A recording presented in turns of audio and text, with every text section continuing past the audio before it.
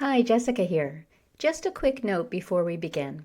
This episode came out before Reimagining the Workplace became the ReImagination Café. Same spirit, same heart, just a new name that better reflects how we've evolved.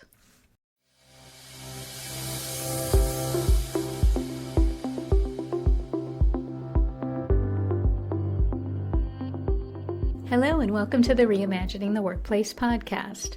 I'm Jessica Cherry. As someone who has logged a fair number of hours on a therapist's couch, I think I can say with some degree of certainty that transformation is hard. First off, you don't tend to go to therapy when everything's great. You go because you're struggling with something, and there's a delta between how things are and how you want them to be. And from my experience, even when you think you've made progress, it's easy to regress. It's like going home for the holidays. No matter how many times you tell yourself, this time I am not going to let my family push my buttons. The minute you walk through that door, bam, you're 13 again. And all of those things that you got so bent out of shape about as a teenager, they come flooding back. And despite thinking you're this very evolved human now, you react exactly the same way you did all those years ago. In my personal quest to become a better version of myself, to experience some degree of transformation, I can't point to some momentous occasion when everything changed, but I have experienced small but significant moments when I realized that I'd made a shift. Some of these moments have come during a conversation with a therapist, a coach, or a friend. Some during Shavasana in yoga class, many while sitting on the back of a horse. But the common thread is that they've always shown up when I've taken a pause from my busyness and been willing to reflect on some hard questions. They've never come when I'm so stressed out and exhausted from overwork that I can't think straight. In our workplaces, the word transformation has been thrown around so much that it's become a bit nebulous. But at its core, I still think it simply means evolving from where we are to where we envision we could be. And I think most of us, were we to create an aspirational picture of a workplace, we wouldn't focus on the things that show up in press releases. Rather, we'd envision some place where we're happy to come to work each day, feel connected to our colleagues, are fulfilled by the work we do, and feel comfortable bringing our authentic selves to work so that we can perform at our best. But is this workplace possible? And if it is, once we get there, how do we sustain it? Perhaps the key to transforming our workplaces is not so different from the key to transforming ourselves. Maybe it's about us collectively stepping away from our busyness and creating some space to reflect on the change we want to make. A space where we can have authentic conversations about what barriers exist and what we'll have to do to overcome them. And just like therapy or yoga or so many things, maybe to get the results we want, we need to create the space for doing these things consistently, even when it's hard, even when it's uncomfortable, and even when there's work that needs to get done. My guest today, Rudhir Krishtel, is renowned for his ability to create just these kinds of spaces, a skill which he attributes to his continuing commitment to his spiritual practice, including yoga, mindfulness, and meditation, which has enabled him to become more connected to himself and the world around him, and ultimately to create safety for others. A former practicing attorney, Rudhir is also passionate about bringing more wisdom and more humanity into our workplaces. In 2018, Rudhir launched Krishtel, where he and his team go into organizations and open the door to collective dialogues about issues that arise at the intersection of leadership, mental health and well-being, and diversity, equity, and inclusion, embracing those conversations that many of us avoid because they're hard or potentially polarizing or they make us uncomfortable, but that ultimately lie at the heart of how we all show up at work. Rudhir and his team are reimagining our workplaces and empowering people to do their best work while living their best lives. So how do they do it? Let's find out. Rudhir, thank you so much for joining me today. Jessica, thank you so much for having me. It's incredible to be here. So Rudhir, I'd like to start by talking about the first time that you and I came into contact with each other, which you may not actually remember, But several years ago, you were moderating a session at a virtual meeting hosted by the Institute for Wellbeing in Law. And while I didn't know it at the time, as I was not hosting a podcast at the time, that session would actually end up being a catalyst for our conversation today. Because right away when you started the session, I was struck by your calmness, this sense of ease that I got from you, as well as your ability to create such a safe space in that virtual session. And I've been following your work ever since, and of course was delighted when you agreed to be on my podcast. So that demeanor, that calm presence, that ability to create safe spaces for people, is that something you've always had or something that has evolved over time?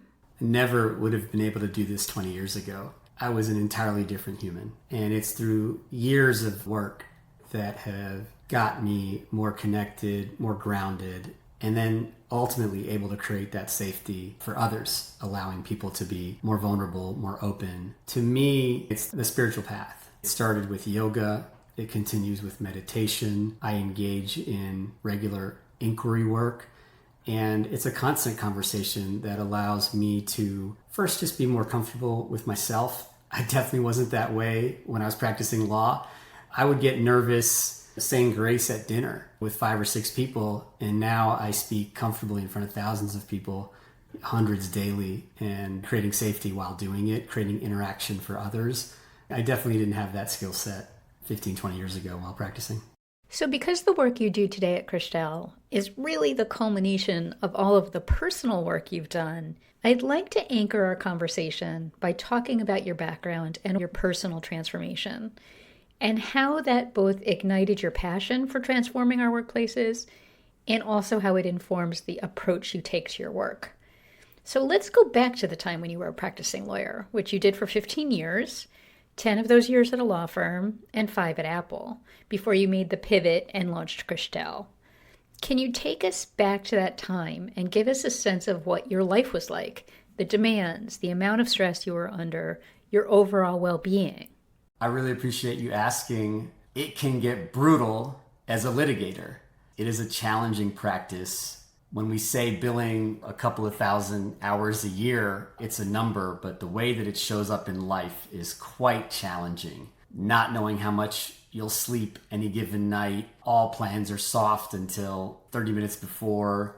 The impact on your personal life and the strain it puts on personal relationships and personal friendships. I was excited about the work. I loved being a litigator, and diving into it whole heart, full force, at times also just leaves you feeling dead inside because of how tired you are, because of how much stress is involved, and because the stakes are really high.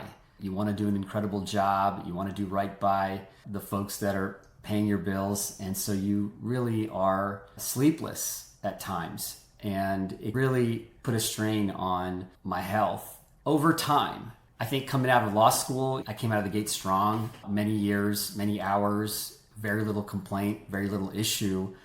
But for me, around year 8, year 9, year 10, the manifestation of stress started to show up in ways that I didn't actually realize or appreciate. I'd go to the doctor, and even getting the annual checkup was a challenge. Even setting the appointment to see a doctor once a year, that was a challenge. And I remember going one year, I think maybe I was in the 8th or 9th year in the practice. I remember my doc asking me, 0 to 10, how's your stress? I said, I'm a 12. And I was really proud about it. How much of that, being proud of being a 12 on a scale of 1 to 10, how much of that came from your inner drive versus the cultural norms? I think it's in my DNA. I come from a family where we have a mantra, work works. My father was a trauma surgeon, would spend the night in the hospital. My sister is a pulmonary critical care physician. I have aunts and uncles that are world-renowned architects and physicians. And I come from a family of high-performing professionals.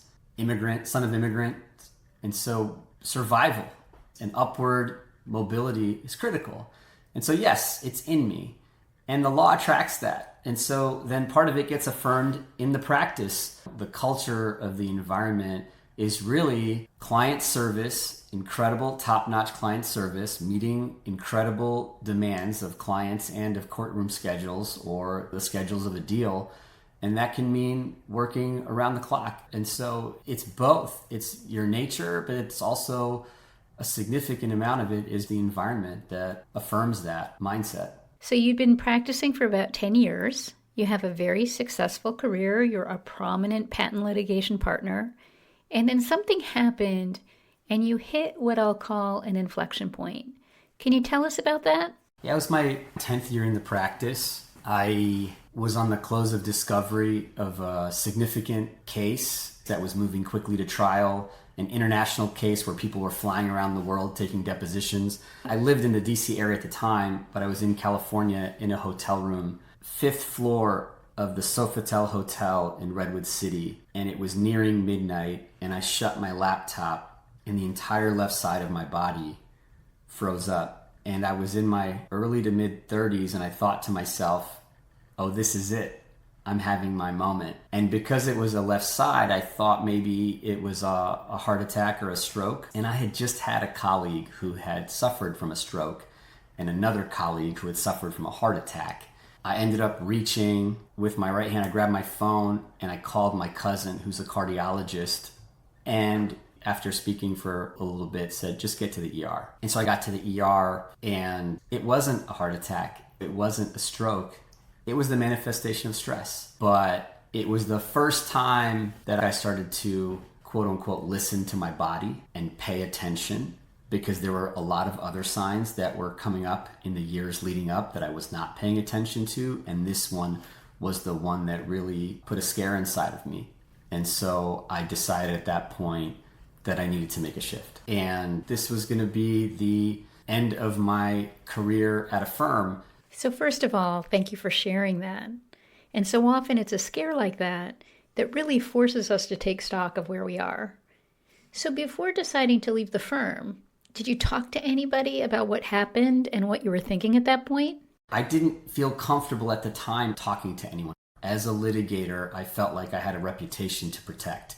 And so rather than just walk down the hall and talk to a colleague about maybe taking a reduced schedule or maybe taking a couple of months off after this trial and reassessing, I reached out to companies about a possible role outside of the law firm. And luckily, Apple was a client and I had contacts there, and they had a new team that was opening up in a role, and they welcomed me to be a part of that team. And so rather than having that difficult conversation with a colleague, I fled the coast, literally packed up the family, moved out of the DC area to California, and started my next chapter of my life out here.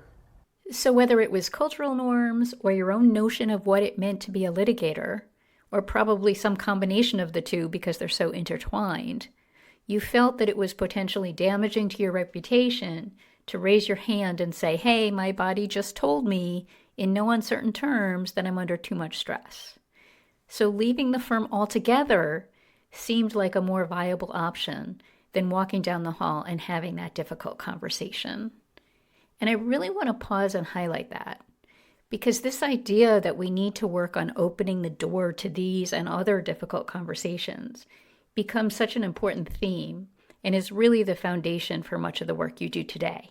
Okay, so you make the move to the Bay Area and a lot changes. Professionally, of course, you've pivoted from working at a law firm to working in-house, but also, and perhaps more importantly for purposes of this conversation, in terms of your relationship with yourself, your relationship with your body.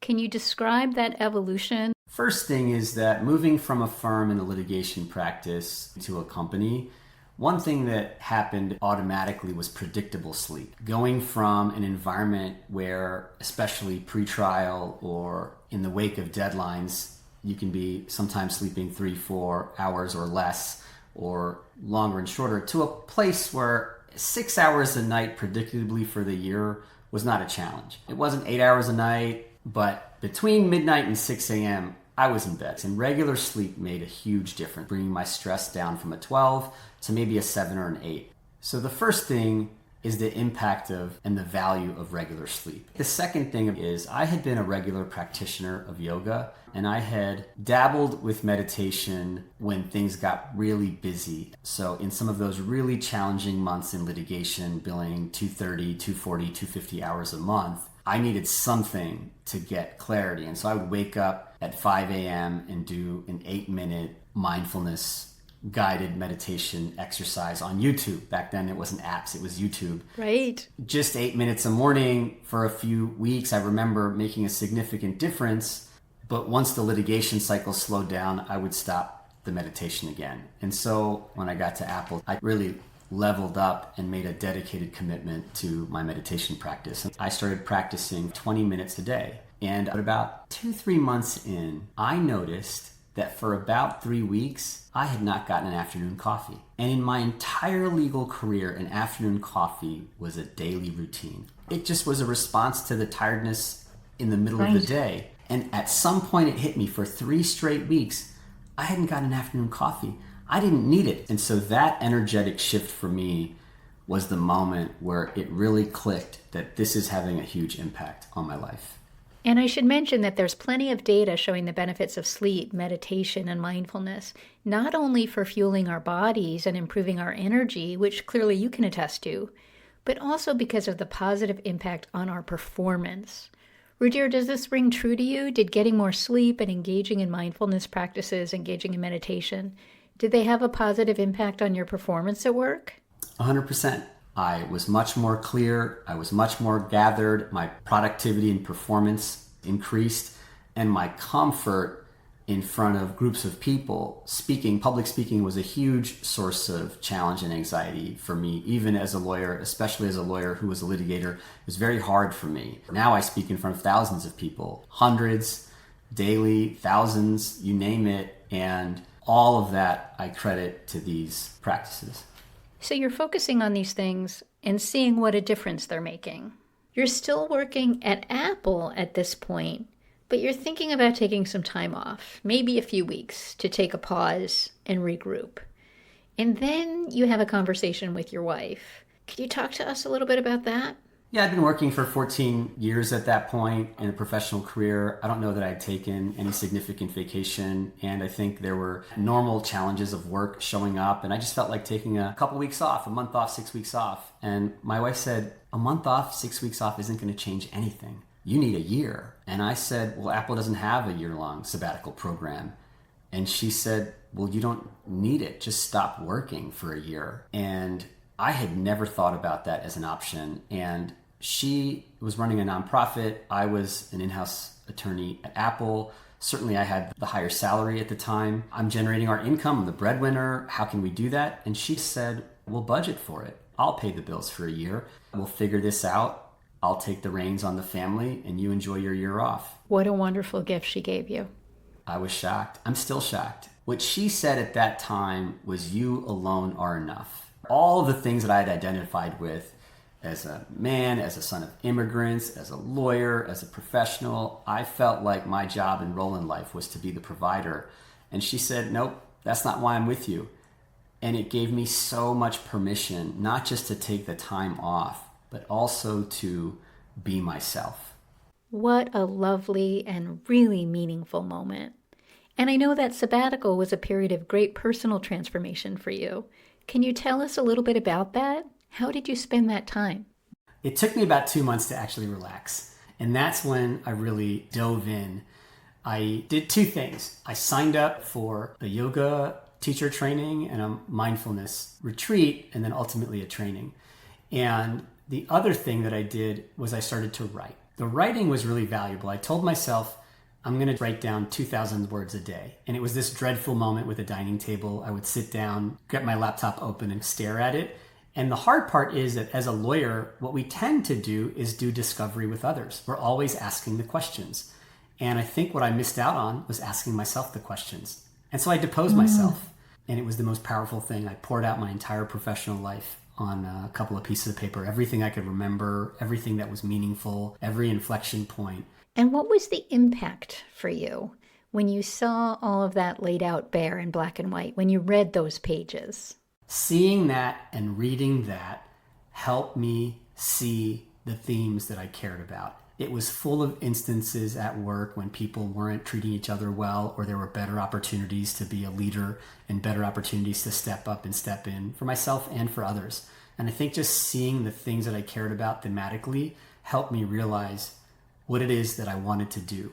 That, along with that yoga retreat and that meditation retreat, when I came out of that, I had a newfound clarity about what I wanted to do and what was next.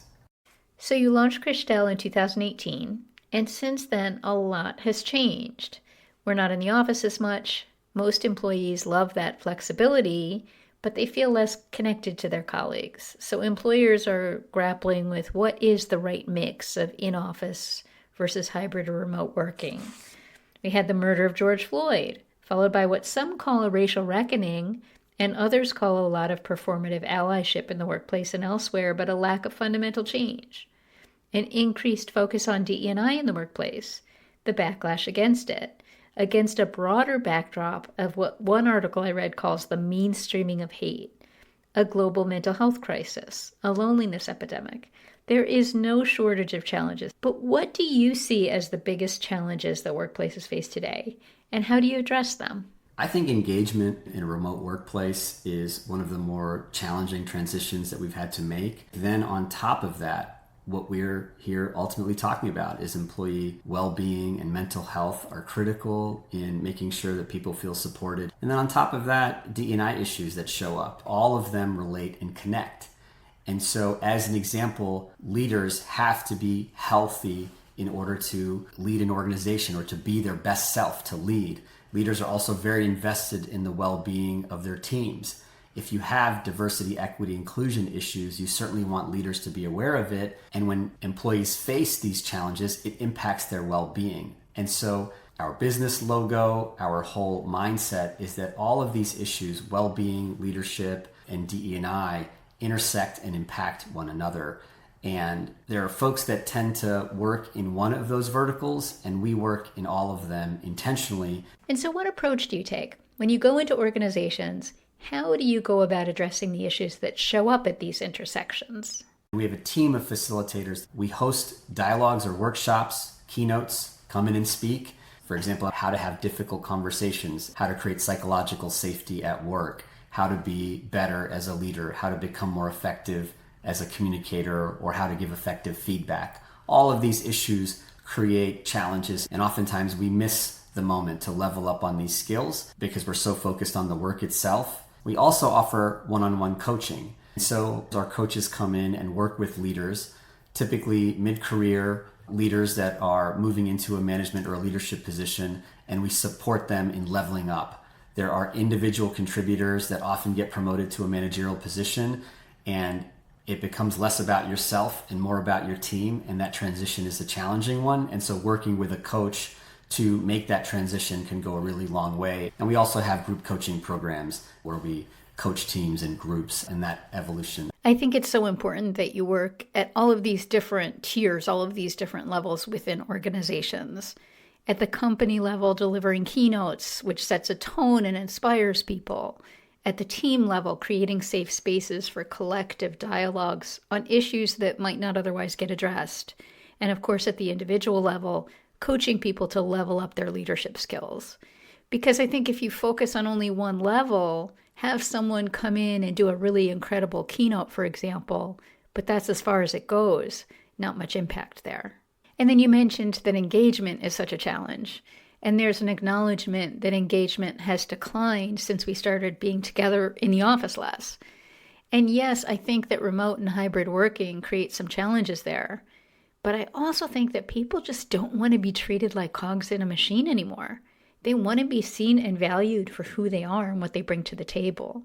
So I think that companies and firms that step up and create inclusive environments that value and support all of their people, and that do that by focusing on things like leadership, creating psychological safety, being transparent, DE&I, well-being, and that focus on these things in a very intentional and authentic way, it just makes so much sense to me that that would fuel engagement, which is ultimately going to lead to better business results, right? The research is clear. Companies with higher engagement are more profitable. People are happier. The products and services are better. And so when you have people that are more connected, more self-aware, more collaborative with their teams, and able to take care of themselves, ultimately it's better for the company. So if you go on the Krishtel website, you see very prominently the words, "We create space for transformation."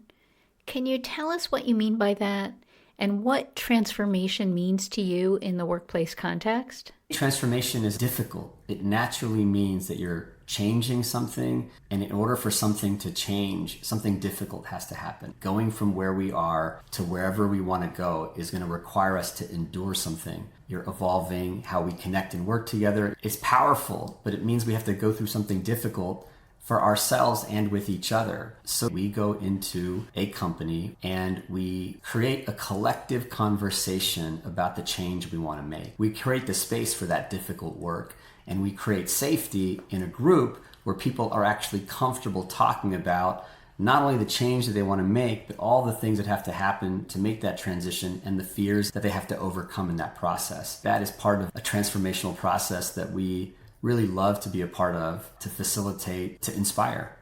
And who do you serve? What's your client population? We focus on high-performing service professionals. A lot of law firms and legal departments come to me because I was a partner at a firm and in-house at Apple. And then other companies and other industries that have high-performing service professionals. And so consulting or tax engineering firms. We work with people in private equity. We get folks from everywhere, government, entertainment, you name it. But it's the places that have really high-performing folks that we really focus in on. So Rudhir, I mentioned at the beginning of our conversation that I've been following your work for several years now. And so I've seen on LinkedIn and on your website the feedback that you get from people you work with, either individually or through events that you host or through the work you do with companies. And the number one word I hear people use when describing your work very consistently is impactful. And so for our remaining time together, I'd like to provide our listeners with a window into how you create that impact. And I think the most effective way to do that and to bring everything we've been talking about to life is through examples that set out some of the challenges your clients confront and how you work with them to navigate those challenges, have some of those difficult conversations, and level up their skills in the areas of leadership, well-being, and DE&I. And perhaps we can also highlight the ways in which these areas intersect as we go. But just before we get into the individual examples, I know that many high-performing individuals come to you because they feel stuck in some way. And we've probably all been there. Did really well in school, worked super hard, always deliver great work product. And yet there's a delta between where you are in your career and where you want to be. So I'm curious, are there any themes that show up as to why that's so often the case? I feel like people have barriers in their way that they're unaware of. I think about it as electric fences. And what happens is people tend to play in the area that's safe, and they lose out on an entire opportunity of life. So how do you address those barriers? I think everything starts with an inside job. And when we figure that out and we understand ourselves, a couple things happen. We're better able to understand the people around us, and then we're able to engage in the difficulty that we were avoiding.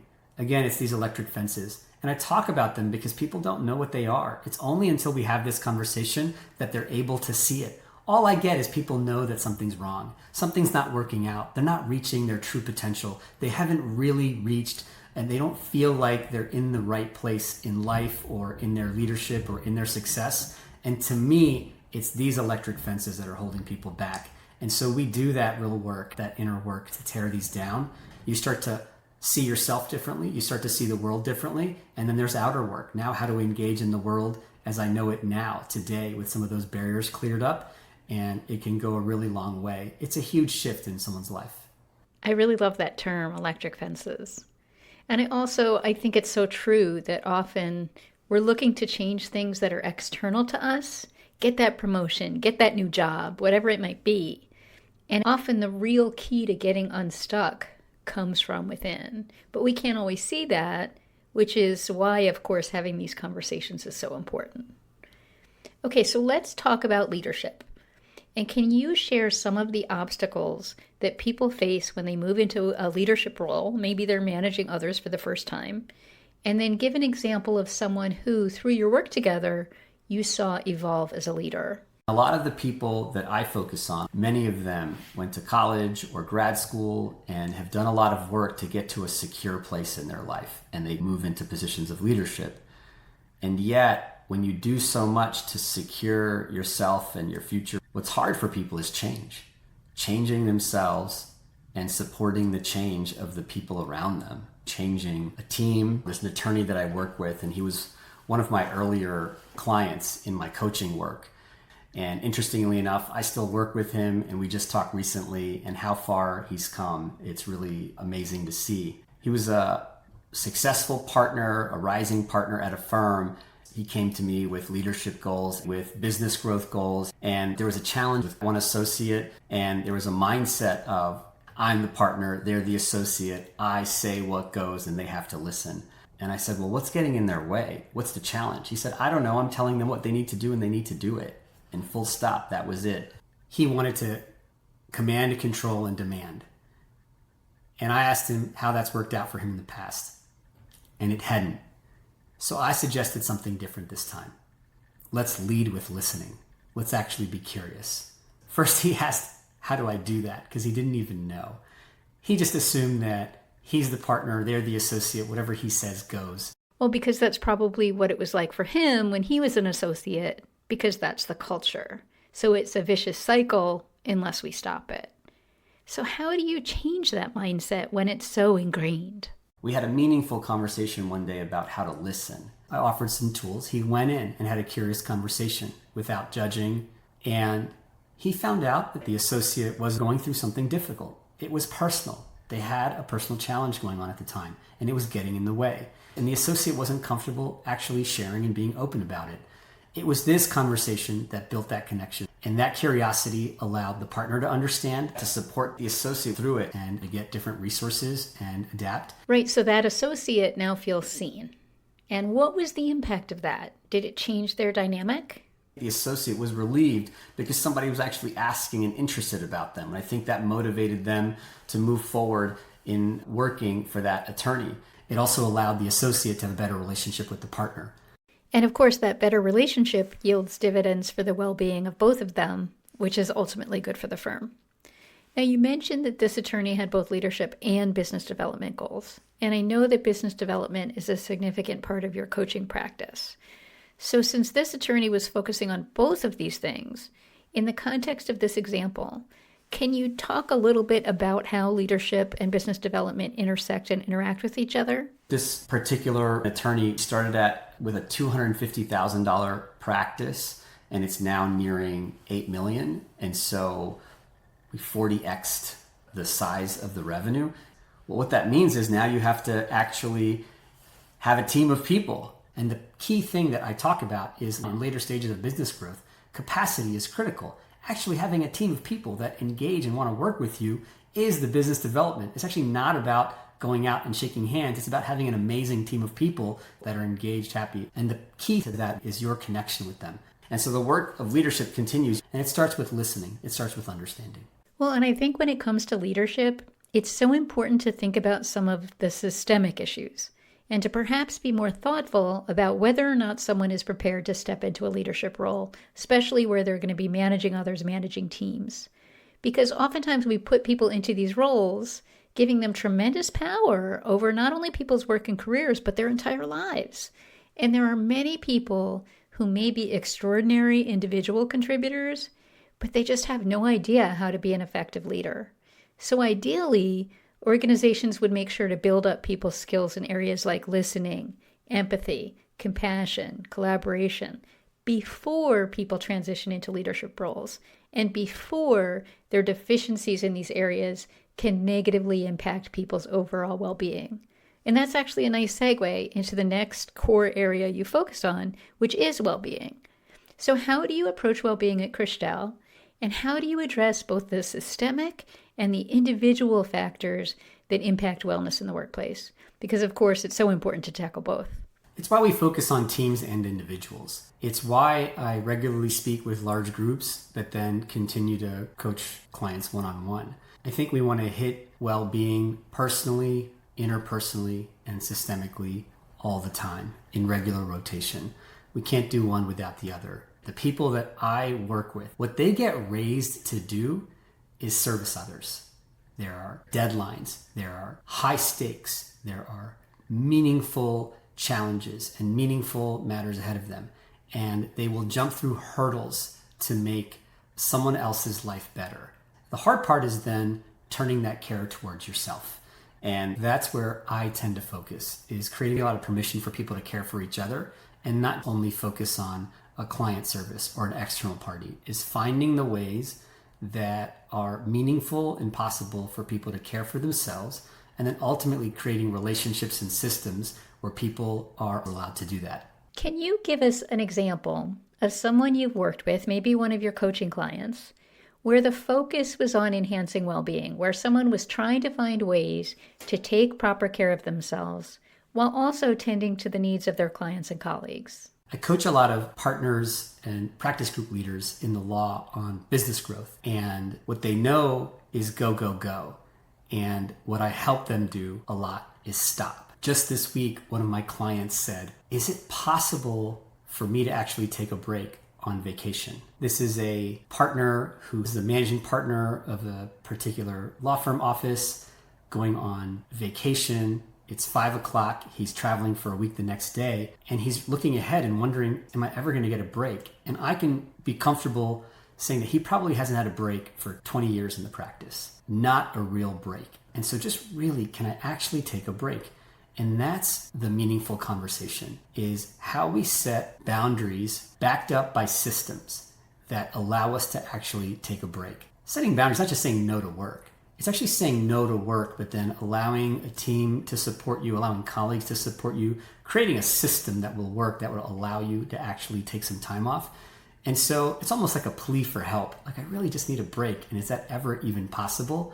And so it's very meaningful to talk to someone in this situation and actually be honest. You know, it's not possible on this break that starts tomorrow, but the next time we're going to build systems and scenarios and set you up for it. And so I think that's where this work is really meaningful, is rolling up your sleeves and thinking about the ways that we can make things work, not just in single instances, but in a systemic way, in a process-oriented way that's going to support people over a long period of time.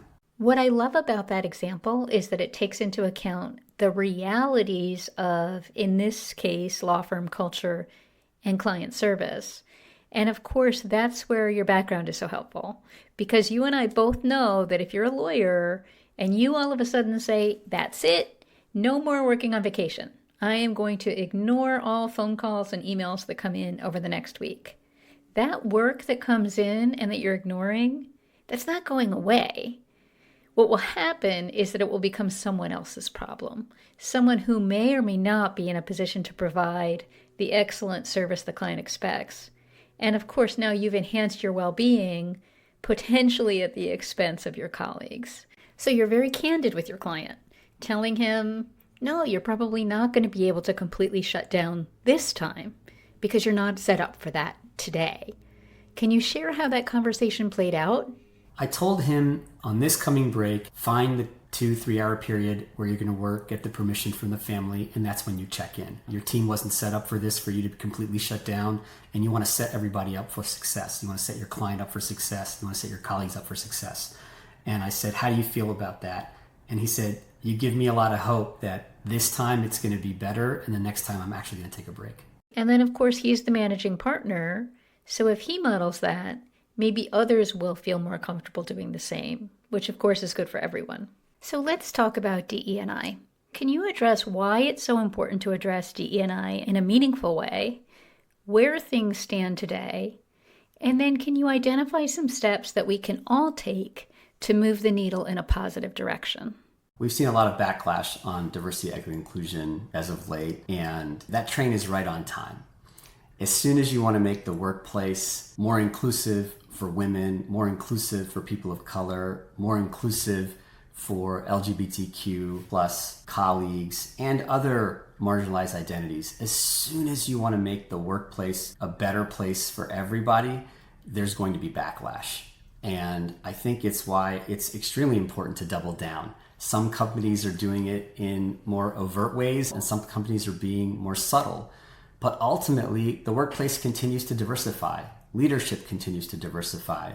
We have a demand for more women and people of color on company boards and in company leadership, and rightfully so. Leadership has been homogenous for decades, and we want that to shift, and that takes real work. And this is why transformational work is critical as a part of this. People actually have to change their mindsets in part, change and shift how we all behave, starting with me. Right? I'm the first person that admits that I have biases. I'm not perfect in every conversation. I could use help. Can you show me how to do this better? And I think all of us need that mindset, because the structure and the roadmap for success at work was built a long time ago, and it is different now. And so we need to have tools to shore us up and to support us in how to evolve in what the workplace looks like today and the workplace that we envision in the future. And so whatever the process is, read a book, listen to a podcast, have a speaker come in, take a class, all of the ways in which we learn. I think all these learning opportunities are on the table, and I'm in favor for any and all of them so that we continue to make this workplace better for everybody. You mentioned the backlash, the criticism of DE&I, and it can be severe. People referring to DE&I as an inherently racist and illegal movement or a political advocacy movement on behalf of certain groups. There is no shortage of examples. Others, of course, are unwavering in their support of DE&I programs. So when you go into organizations to address these issues, let's say you're conducting a workshop, there's a pretty good chance that the people participating hold vastly different views. So how do you open the door to having meaningful and productive conversations? You can never spend too much time creating a safe space. I think that's the critical piece, is that when you do that, that part of the dialogue is what people need to learn and take away, is first just creating that safety. I think you can hear in that criticism, for some people, a lot of pain, a lot of anguish, and a lot of difficulty. And it's clear they feel comfortable criticizing, and yet are they able to engage in the meaningful dialogue about these challenges with their teams and with their colleagues? And that's the space that we want to create in the workplace. It's making sure that everybody actually gets heard. Because what tends to happen is that some voices get heard more than others. We recently worked with a law firm that had 20 partners, 18 were men and 2 were women. Whose voice gets heard? Who do you think? How much do the women actually have to talk to be heard there? And so it's clear on its face that work needs to be done. By the way, when we work with that law firm, they made efforts to change a significant part of their structure in response to some of the challenges that they were seeing and facing because of the open dialogue we were able to create. Because what happens when you create meaningful open dialogue is understanding pops up. People feel less alone. The challenge that some folks feel that drive these types of statements, they get laid out in a meaningful way on the table. And we now get to understand what tools and conversations we need to have to evolve. So how do you start that conversation? I think all of these people would agree. Do we want a diverse workplace that is thriving and where everyone feels like they belong and everybody feels like they're highly engaged and everyone feels like they're respected? Let's actually first just align on the goals. What's the future that we see? Do we see a workplace where everyone has a shot at being their best self and also elevating into positions of leadership? If that's what we're aligned on, then I'm happy to debate on the way to get there. So you align on the goals, and then let's say something happens in the world at large and there's a DE&I component to it. And people have very different perspectives and tensions are really high. How do you navigate that? I go into these companies after the most significant events, and they're the ones that are the most polarizing, cause the greatest amount of fear and concern. And I raise my hand and say, I want to come in for this conversation. And it's a leap of faith because companies are certainly familiar with company-wide conversations at these moments that don't go well. And a lot of companies will avoid that dialogue. And this is exactly why I do the work that I do. I wanted to create a space where people could feel open, having a meaningful dialogue. And I think when they fall apart, it cuts against the interest to do it. The thing that I ask about and listen for is, how does it feel? Oftentimes in these conversations, the hardest part is holding a stake in the ground for something that means something extremely meaningful to you and knowing that someone else feels differently. Not only the opposite, but even just differently. Because you have a stake in the ground. You care a lot about it. And what we get nervous about in workplaces is knowing that there's opposition, knowing that people disagree with you, knowing that people have a difference of opinion or have a different lived experience. So that's not the conversation that I host. I check in with what's happening for people in this moment. What's happening in their body? What's happening in their mind? How are they affected? Who in their life has been affected? Who in their family has been affected? These are conversations that people can relate around. And so certainly we can have a conversation and invite disagreement. But in these moments, I want to check into humanity. This is making me think of a conversation I had with a friend just the other day. She's Jewish and she works in New York City.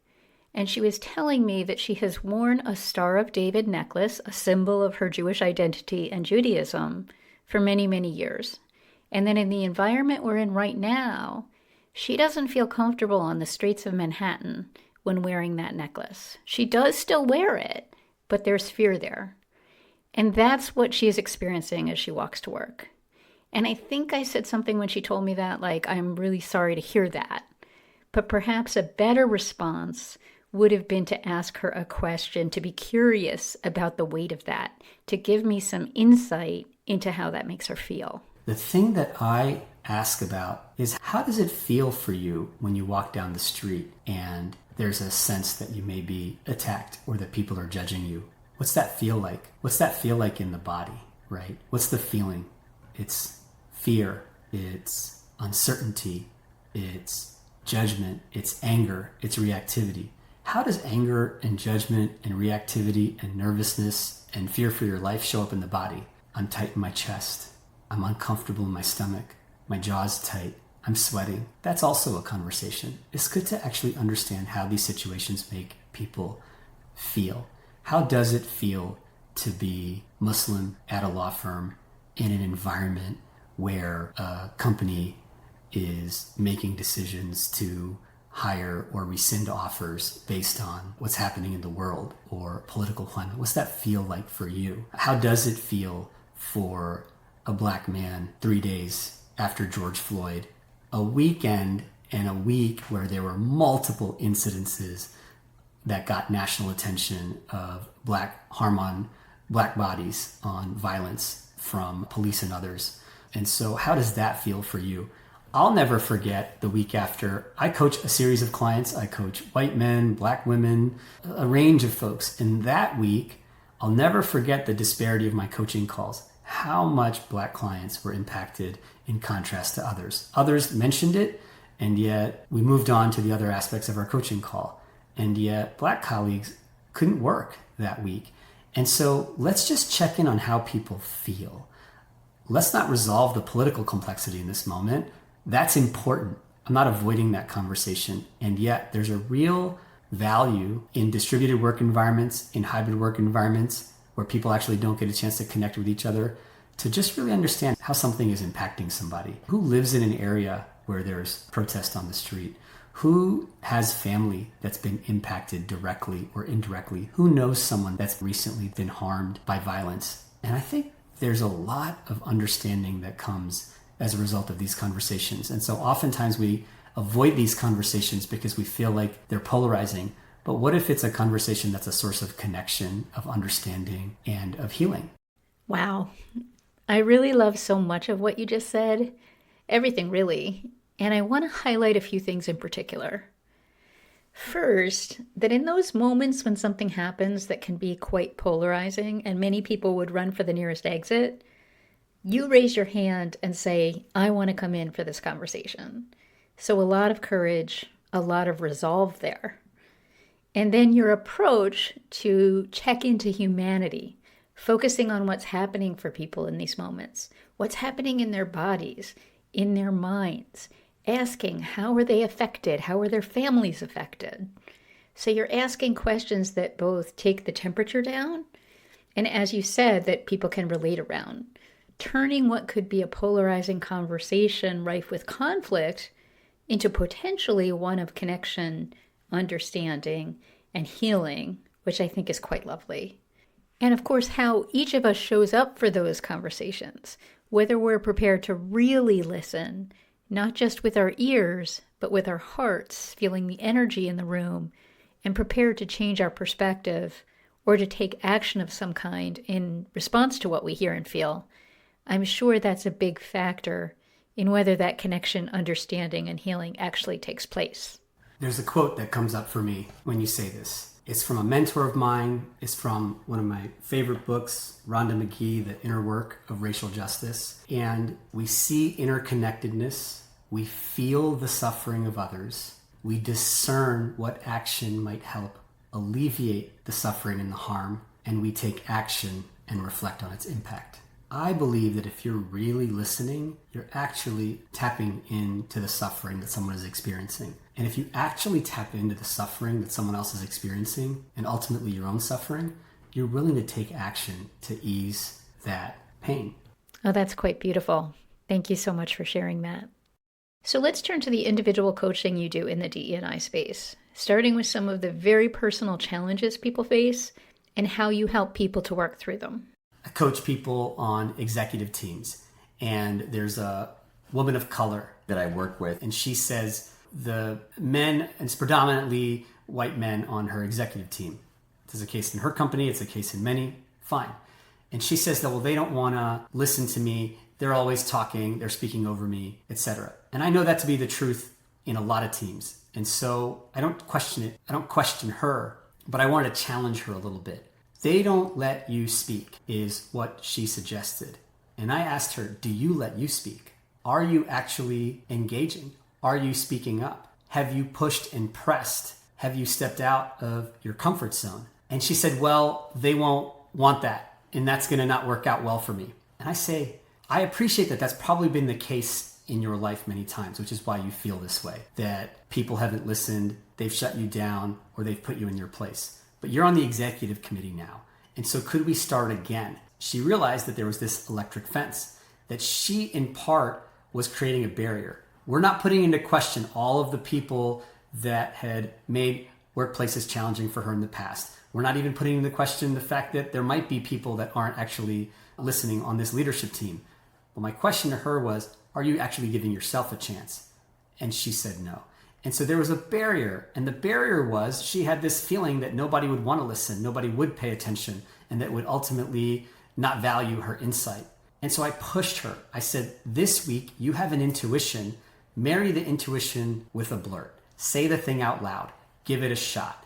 And that's where I want people to be curious, is there are these fixed ideas and assumptions that we make that block us off from possibility and potential. And all I welcome is some experimentation there. I don't question the facts that something may not work out, or it doesn't work out well, or it hasn't worked out in the past. I don't question her integrity. What I do question is her willing to experiment again in a new environment and try something that's different. She's created a wall and a barrier based on a few things that happened in the past, and I just invited her to try this time. She did once, twice, 3 times. She called me a month later. She found a new voice. She tapped into her own executive presence, and now she's in a much more commanding position on that team.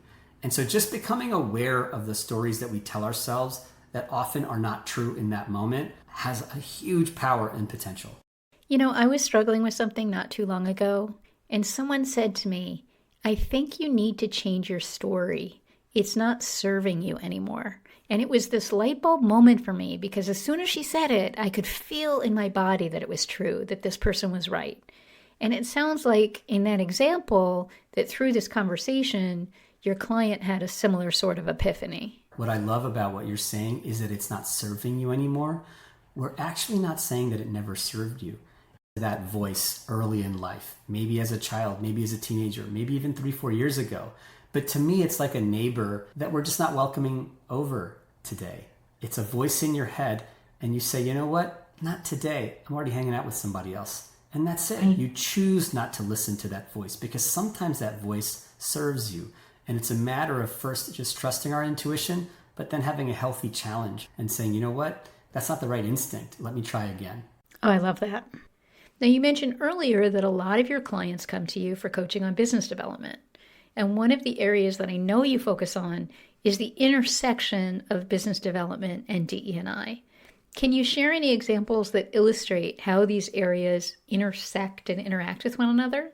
There is the Black woman partner that I worked with on business development. And here's where it gets interesting. The ideas or stereotypes that we have sometimes aren't what we would think on their face. A successful Black woman partner at a law firm in her own practice, but still looking to grow her book of business. And I was asking her what some of the challenges were. And she said, I have a significant Black community. I have a significant white community. And I generate most of my business from my white friends in-house at companies. The hard part are my Black colleagues. I have trouble asking or getting business from them. Something's not right there. And so that was really interesting to me because it's not what I would assume. So all of the assumptions are often off. Even my own stereotypes and my own stories get in the way of what the truth is. Of course. When it comes to business development, some people feel comfortable asking a business acquaintance for business, and they're a little bit nervous about friends. And for others, it's the exact opposite. I'm comfortable with a friend, but it's a person that's arm's length that's difficult. Everyone has their own electric fence, their own barrier. And for this client, I think that was a part of it. There are these arm's length relationships with people outside of direct community. It felt easier to ask. She's direct, she's assertive, she's clear, she's confident, she's an incredible lawyer. And making that ask of people in business relationship was straightforward. When it comes to personal community, I think she took the rejection slightly more personally. And there was a story that they don't care about you. And over time working together, we disproved that over a series of instances. You're telling me they don't care, and yet this happened and that happened. By the way, have you even asked? When was the last time you asked? Did you follow up? And the answers were coming in. It was obvious and clear to both of us. It's not that the community was hesitant, it's that she was hesitant. She worked on it, we worked on it, and we opened up the door. We opened up the dialogue in a meaningful way, and it has had a huge impact on her business and her life and her career. There was a barrier, and with her own community, because not feeling accepted or feeling some sense of rejection, she then avoided it and then paved a way with other community in her life, her white colleagues, her white friends. Fantastic, amazing. It was serving her well. I got nothing wrong with that. But she was missing out on a whole opportunity because of this barrier that was happening inside. Once she realized that, everything changed. She called me after she realized this, and all of the friends that she thought were rejecting her, she reached out to again, built those connections, invested in them, and she started seeing the return on her investment. And so part of it was a story inside that was untrue, and it took our dialogue and this deeper investigation for her to understand it. So again, the need to sometimes question the stories that we tell ourselves. And for the woman in your example, such a significant impact that demonstrates just how meaningful this work can be. It was the most meaningful to her because it's given her a lot of freedom on how to play in this conversation. Absolutely. So Rudhir, I know you have hundreds more stories that you could share, and I wish we had time to get to all of them. But while we do need to move on, I'm sure our listeners really appreciate the handful of stories that you did share, as they really bring the impact of the work you do to life. And while we teased apart some of the areas you focus on to make sure we provided a range of examples for our listeners, the intersectionalities and the interactions are very, very clear. And the other thing I want to say is that as you were going through each of these examples and sharing your approach to these various situations, it was just so apparent to me that you bring all of your mindfulness training into the room with you for every conversation.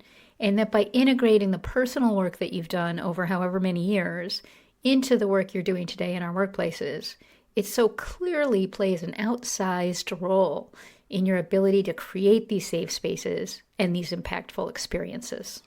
And I really think that there's a message in that for all of us, because I truly believe that when it comes to all of the things we're talking about today, to the extent that we focus very intentionally on our own personal development, we can all play a role in creating meaningful change in our workplaces.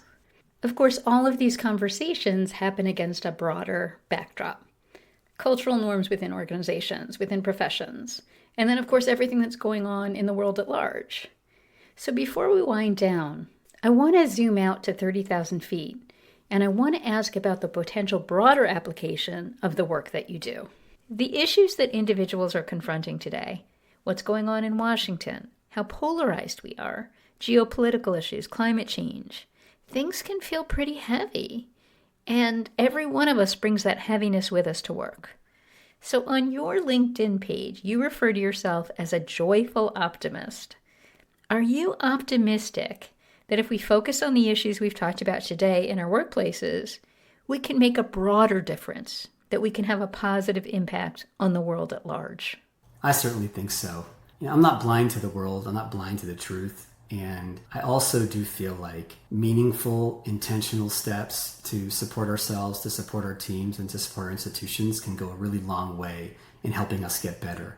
It's actually a simple formula that's been working for generations. We're not necessarily adding anything new. We're just reminding ourselves that our intention on supporting ourselves, on supporting our relationships, and supporting these organizations can actually go a long way. Are they going to solve all the world's problems?